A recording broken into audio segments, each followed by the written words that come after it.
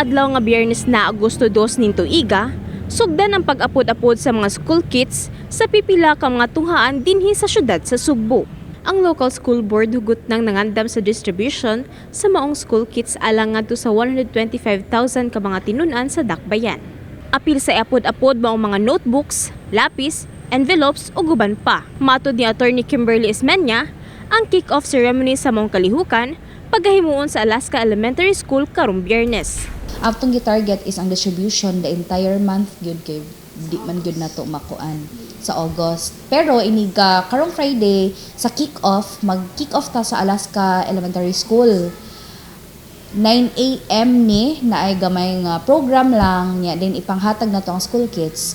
And then included pod inig ka Friday sa pagpanghatag ay gi-cluster man nato ang schools, ang Mambaling Elementary School, ang Punta Elementary School ug ang Don Vicente Elementary School kay neighboring schools ra man ni sila.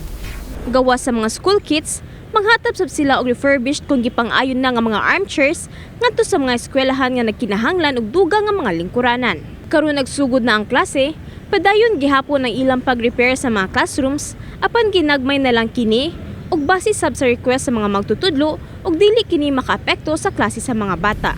I think dili raman pod no kay even during the previous school year na ongoing man ang ato ang repairs niya, wala man sad mi ka-try nga nakahamper gyud ang ato ang repair. In fact, ganahan gani ang mga teachers, ang mga principals nga madali gali siya.